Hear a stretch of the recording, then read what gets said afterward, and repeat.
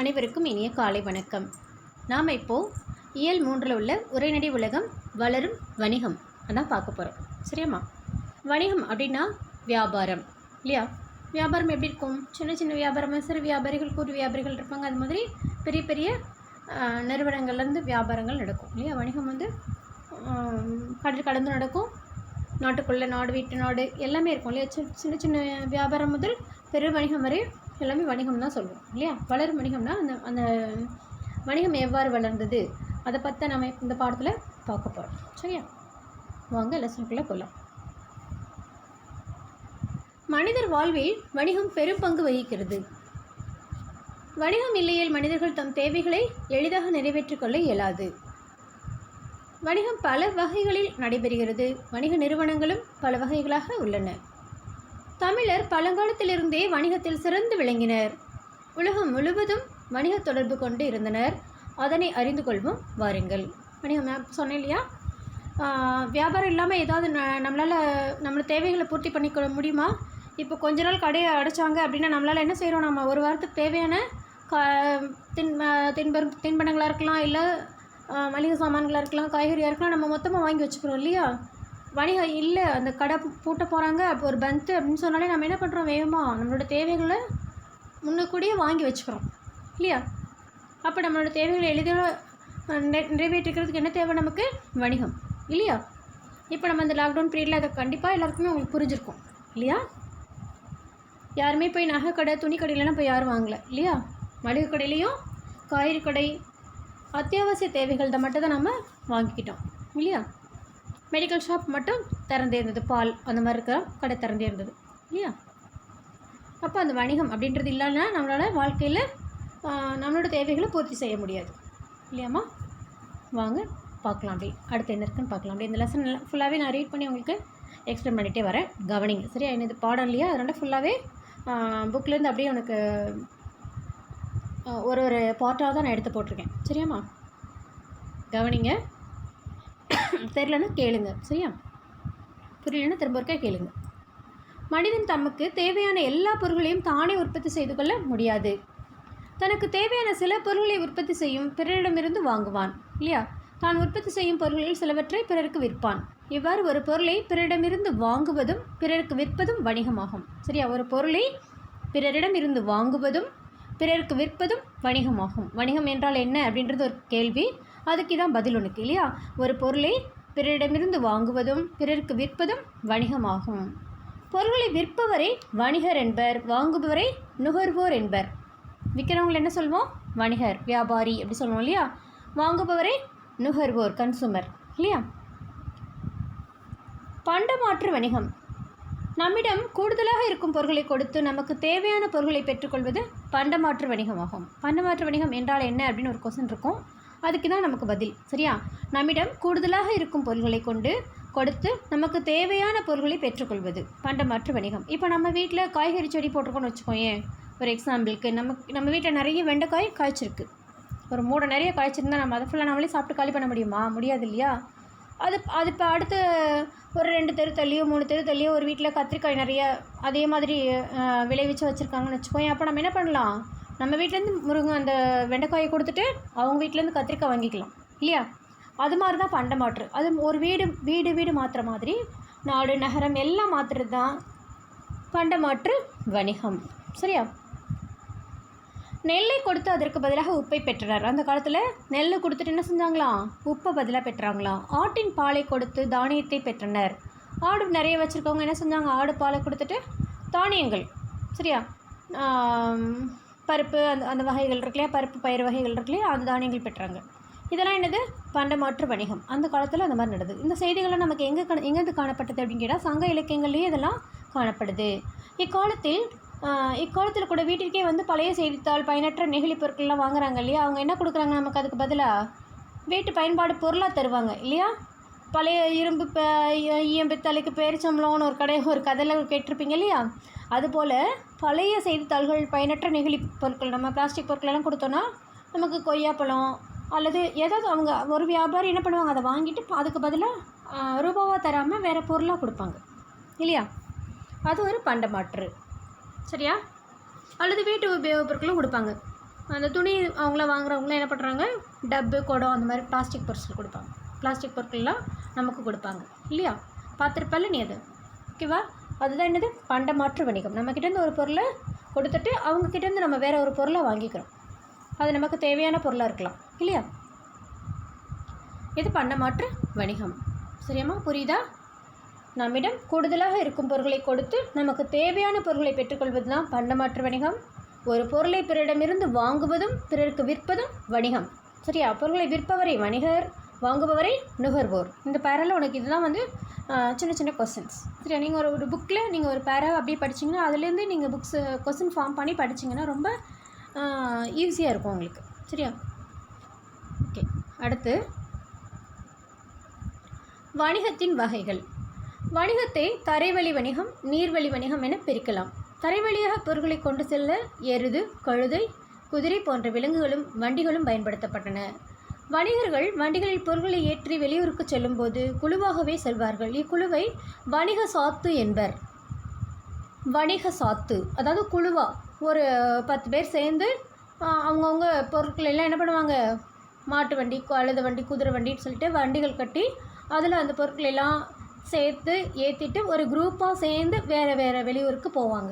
பேச்சு துணையாகவும் இருக்கும், அவங்க பொருள் விற்ற மாதிரி இருக்கும். பொருளிற்ற அந்த அவங்களோட தேவையில்லாத பொருட்களை விற்று தேவையான பொருட்களை வாங்கிறதுக்கான போகிறாங்க. இது மாதிரி ஒரு குழுவாக போகிறதுக்கு பேர் என்னது, வணிகச்சாத்து. சரியா? கடல் வழியாக கப்பல்கள் மூலம் பொருட்களை அனுப்புவதும் வரவழைப்பதும் நீர்வழி வணிகமாகும். கடல் வழியாக கப்பல் மூலமாக பொருட்களை நம்ம அனுப்புறதும் ஏற்றுமதி இறக்குமதி ரெண்டுமே என்னது, நீர்வழி வணிகம். சரியா?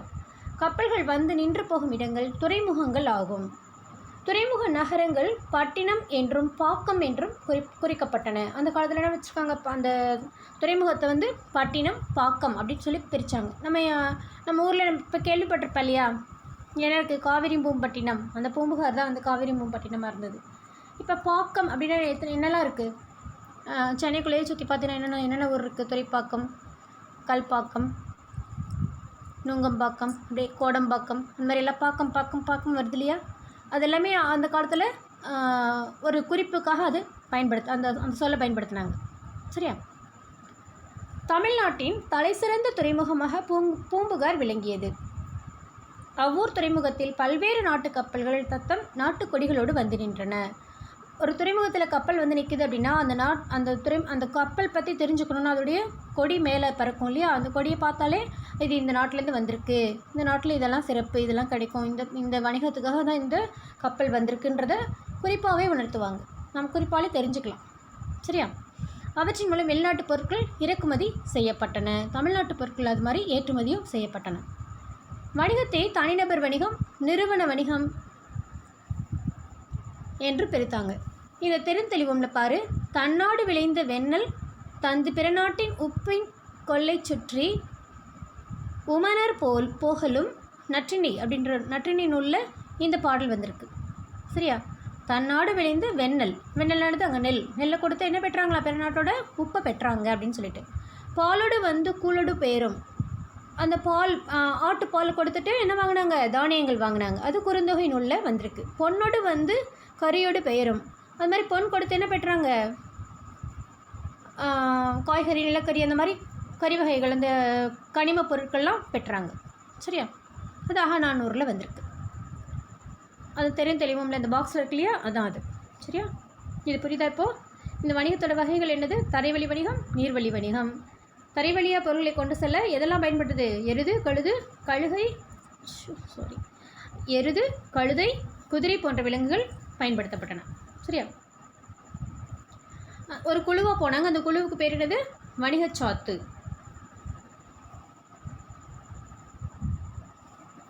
நீர்வழி வணிகம் என்னது, கடல் வழியாக கப்பல் மூலம் பொருட்களை அனுப்புவதும் வரவழைப்பதும்.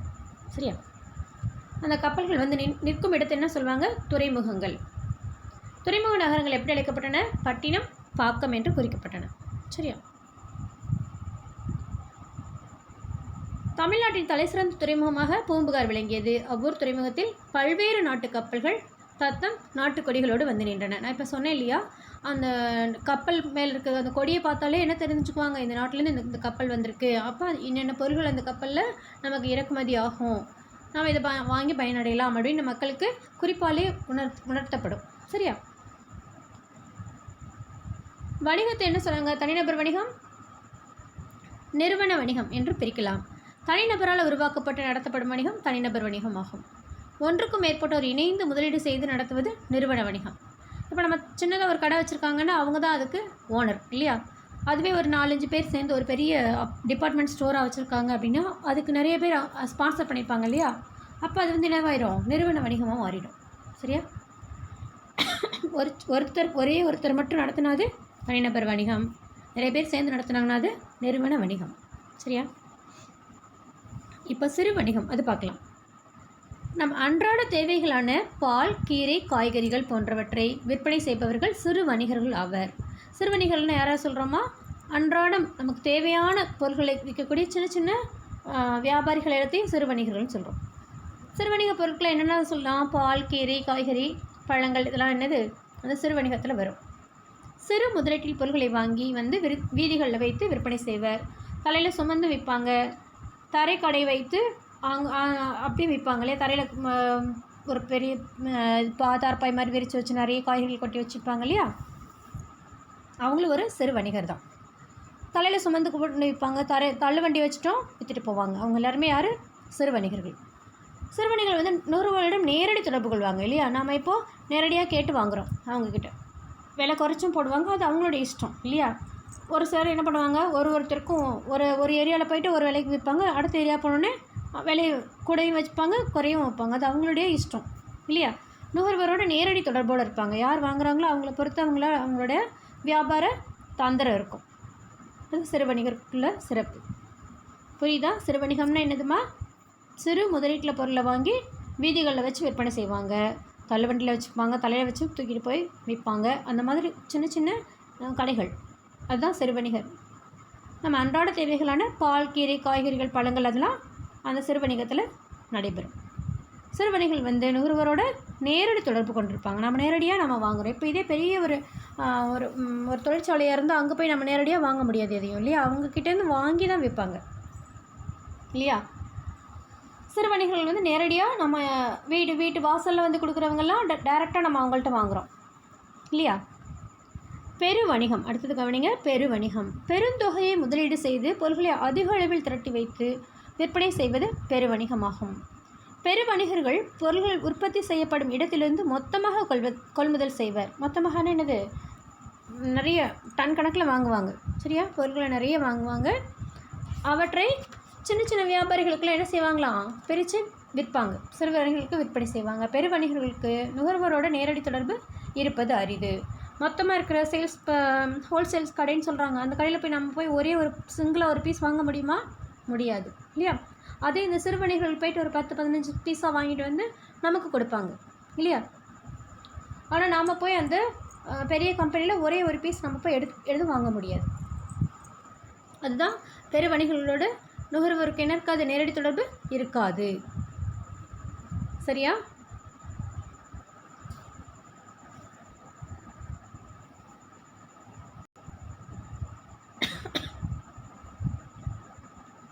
ஏற்றுமதியும் இறக்குமதியும். ஒரு நாட்டில் உற்பத்தி செய்யப்படும் பொருட்களை பிற நாடுகளுக்கு அனுப்புவது ஏற்றுமதி எனப்படும். சரியா? ஒரு நாட்டில் உற்பத்தி செய்யப்பட்ட பொருளை நாம் பிற நாட்டுக்கு அனுப்பி வச்சோம். நமக்கு தேவையானது போக மீதி உள்ளது உபரியாக இருக்கிறது தான் நம்ம என்ன பண்ணுவோம்? வேறு நாடுகளுக்கு அனுப்பி வைப்போம் இல்லையா? அந்த மாதிரி அனுப்பி வைக்கிறதுக்கு பேர் தான் ஏற்றுமதி.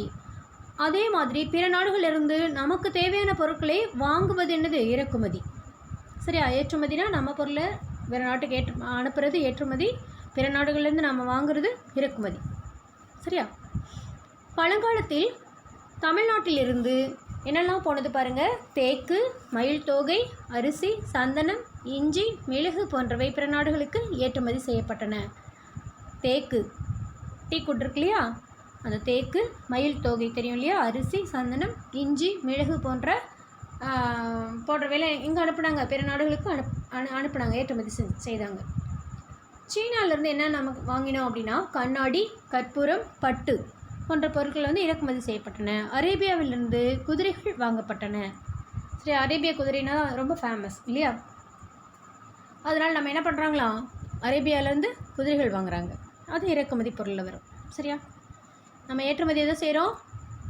தேக்கு, மயில் தொகை, அரிசி, சந்தனம், இஞ்சி, மிளகு. சரியா? இறக்குமதியாக சீனத்திலிருந்து கண்ணாடி, கற்பூரம், பட்டு, அரேபியாவிலேருந்து குதிரை. இதுதான் வந்து ஏற்றுமதி இறக்குமதி செய்யக்கூடிய பொருள்கள். சரியா? இதை ஞாபகத்தில் வச்சுக்கோங்க. இது 2 மார்க் கொஸ்டினில் உங்களுக்கு வரும். சரியாம்மா? புரிஞ்சுதா? அடுத்தது பாரு, வணிகத்தில் நேர்மை. அக்கால வணிகர்கள் நேர்மையாக தொழில் செய்தனர் என்பதை தமிழ் இலக்கியங்கள் எடுத்து காட்டுகின்றன. வாணிகம் செய்வாருக்கு வாணிகம் பேணி பிறவும் தமபோல் செய்யின். இது திருக்குறளில் 120வது குறளில் வருது. சரி, அந்த வணிகரோட நேர்மையை பற்றி இது கூறுது. வணிகர்கள் வந்து பொருளை வாங்கும் பொழுது உரிய அளவை விட அதிகமாக வாங்க மாட்டாங்க. பிறகு கொடுக்கும்போதும் அளவை குறைத்து கொடுக்க மாட்டார்கள். எனவே வணிகரை நடுவு நின்ற நன்னெஞ்சினோர் என்று பட்டினப்பாலை பாராட்டுகிறது. பட்டினப்பாலையிலையும் இருக்குது, திருக்குறள்லையும் அந்த காலத்தில் திருவள்ளுவர் சொல்லி வச்சுருக்கார். சரியா? வணிகர்கள் எப்படி இருந்தாங்க? நேர்மையாக இருந்தாங்க. வாங்குகிற பொருளையும் இப்போ 1 கிலோ வாங்குகிறோம் அப்படின்னா அதை கரெக்டாக அந்த ஒரே 1 கிலோ அவங்களும் அவங்க கரெக்டாக வாங்கினாங்க. கொடுக்குறவங்களுக்கும் 50 கிராம் 20 கிராம் குறைச்சி கொடுக்காம கரெக்டாக அதே 1 கிலோ அளவை கரெக்டாக கொடுத்தாங்க அந்த காலத்தில். இந்த காலத்தில் இல்லை, அந்த காலத்தில். சரியா? அடுத்து இணைய வழி வணிகம். கடைகளுக்கு சென்று பொருட்களை வாங்க நேரம் இல்லாதவர்களுக்கு இணைய வழி வணிகம் உதவுகிறது. நம்ம இப்போ எல்லாமே என்ன செய்கிறோம்? ஆன்லைன் ஷாப்பிங் பண்ணுறோம் இல்லையா? இப்போ பெரும்பாலும் எல்லாருமே இந்த கொரோனா பீரியடில் யாருமே என்ன பண்ணலாம், நம்ம வெளியே போகாமல் ஃபுல்லாக ஆன்லைன் ஷாப்பிங் தான் பண்ணுறோம் இல்லையா? ஒரு மளிகை சாமான் வாங்கினாலும் கடைக்கு ஒரு ஃபோனை போடு, டோர் டெலிவரி பண்ணுறாங்களா கேளு, நாம் வீட்டை விட்டு வெளியே போகக்கூடாது அப்படின்னு சொல்லிட்டு என்ன பண்ணுறோம்? எல்லோரும் ஆன்லைனில் புக் பண்ணுறோம். சாப்பாடாக இருந்தாலும் சரி, பொருளாக இருந்தாலும் சரி, துணியாக இருந்தாலும் சரி, செப்பலாக இருந்தாலும் சரி, எல்லாமே நம்ம என்ன பண்ணுறோம்? ஒரு ஃபோன் வாங்குகிறோம், டிவி வாங்குகிறோம், வீட்டுக்கு தேவையான எல்லா பொருட்களையும் என்ன பண்ணுறோம்? அமேசான், ஃப்ளிப்கார்ட்னு சொல்லிட்டு ஆன்லைன் வியாபாரம் இப்போ நிறைய நடக்குது இல்லையா? அதை பற்றி தான் இந்த இணையவழி வணிகத்தில் சொல்லியிருக்காங்க. சரியா? கடைகளுக்கு சென்று நம்ம பொருளை வாங்க நேரம் இல்லை, நாம் என்ன பண்ணுறோம்? ஃபோன்லேயே ஆர்டர் பண்ணி வீட்டுக்கு நேரடியாக வர வைக்கிறோம். இணையதளம் மூலம் பொருட்களை விற்பனை செய்யும் நிறுவனங்கள் பல உள்ளன. இவற்றின் இணையதள பக்கத்தில் நமக்கு தேவையான பொருட்களை பற்றிய விவரங்கள் இருக்கும். பொருட்களோட தரம், விலை, அதோட சிறப்பு ஆகியவற்றை பிற நிறுவன பொருட்களோடு ஒப்பிட்டு பார்க்கலாம். நிறையா இருக்கும் இல்லையா? இப்போ அமேசான் இருக்கும், ஃப்ளிப்கார்ட் இருக்குன்னா நம்ம ரெண்டுலேயும் நம்ம என்ன பண்ணுவோம்? செலக்ட் பண்ணுவோம், சூஸ் பண்ணுவோம். எது நமக்கு கம்ஃபர்டபுளாக இருக்குது, ரேட்டோ இல்லை கலர்ஸோ இல்லை நமக்கு தேவையான பொருளோ, எந்த நிறுவனத்தில் ரேட் கம்மியாக இருக்குது, யார் நமக்கு டோர் டெலிவரி ஃப்ரீயாக பண்ணுறாங்க, அந்த மாதிரிலாம் நம்ம பார்ப்போம் இல்லையா? அதோட தரம் அது மாதிரி பார்ப்போம். தரம், விலை, அதோட சிறப்பு என்ன, அது எவ்வளோ நாள் யூஸ் ஆகுது, நீங்கள் வாங்கியிருக்கீங்களா அப்படிலாம் நம்ம கேட்போம் இல்லையா? அந்த மாதிரி பிற நிறுவன பொருட்களோட ஒப்பிட்டு பார்க்குறதுக்கும் அந்த இணைய வழியில் நமக்கு நிறைய ஆப்ஷன்ஸ் இருக்குது இல்லையா? தெரிஞ்சுக்கலாம். நமக்கு பிடித்த பொருளை நம்ம வீட்டுக்கு வரவழைக்கலாம். பொருளை பெற்றுக்கொண்ட பிறகு பணம் செலுத்தலாம். மின்னணு பரிமாற்றம் மூலமும் பணத்தை செலுத்தலாம். அதான் அந்த டிஜிட்டல் மணி இல்லையா? வணிகம் பண்டமாற்று முறையாக தொடங்கியது, பணத்தை பயன்படுத்தும் முறையாக வளர்ந்தது, இன்று மின்னணு பரிமாற்றம் செய்யும் அளவுக்கு உயர்ந்துள்ளது. வருங்காலத்தில் வணிகத்தில் இன்னும் பல புதுமைகள் வரக்கூடும். இப்போ வரைக்கும் நமக்கு ஆன்லைன் ஷாப்பிங் வரைக்கும் புதுசாக நம்ம எல்லாம் பழகிட்டோம் இல்லையா? இனிமேல் வரப்போகிற காலத்தில் யார் கையிலையுமே என்ன இருக்காது, பைசான்ற ஒரு இது இல்லாமல் எல்லாமே என்ன இருக்கும்? டிஜிட்டல் முறையில் மாறிடும் இல்லையா? எல்லாருமே மொபைல் மூலமாக நம்ம ஆன்லைனில் தான் எல்லாம் பண்ணுற மாதிரிலாம் வரக்கூடிய காலங்கள் இருக்குது இல்லையா? அதை தான் இன்னும் பல புதுமைகள் வரக்கூடும் சொல்லி முடிச்சிருக்காங்க நம்ம லெசனை. புரியுதா? இப்போது வணிகம் அப்படின்னா சிறு வணிகம் முதல்ல பெரு வணிகம் வரைக்கும் நடக்கும். சிறு வியாபாரிகள் வந்து யாரோட தொடர்பு நேரடியாக வச்சுருப்பாங்க? நுகர்வோரோட நேரடி தொடர்பு வச்சுருப்பாங்க. நிறுவனங்களில் பெருவணிகர்களாக இருக்கவங்களுக்கு எல்லாமே நுகர்வோரோட நேரடி தொடர்பு இருக்காது. பண்டமாற்று வணிகத்தில் தொடங்கி இப்போ டிஜிட்டல் ஆன்லைன் ஷாப்பிங் வரைக்கும் நாம் வியாபாரத்தில் வணிகத்தில் என்ன செஞ்சுருக்கோம்? பெரிய அளவில் வளர்ந்துருக்கோம் இல்லையா? கடல் வழியாகவும் வியாபாரம் நடக்குது, வான் வழியாகவும் நடக்குது இல்லையா? இப்போலாம் நம்ம ஃப்ளைட்லேயும் என்ன பண்ணுறோம்? அனுப்பி ரொம்ப சீக்கிரமாக பொருட்களை பெற்றுக்கிறோம் இல்லையா? அந்த மாதிரிலாம் இப்போது வணிகத்தில் நிறைய வளர்ச்சி கண்டிருக்கோம் இல்லையாம்மா? வளரும் வணிகம் பாடம் உங்களுக்கு புரிஞ்சுதா? இதில் எதுவும் டவுட் இருந்தால் நீங்கள் கேட்கலாம். சரியா? நன்றி.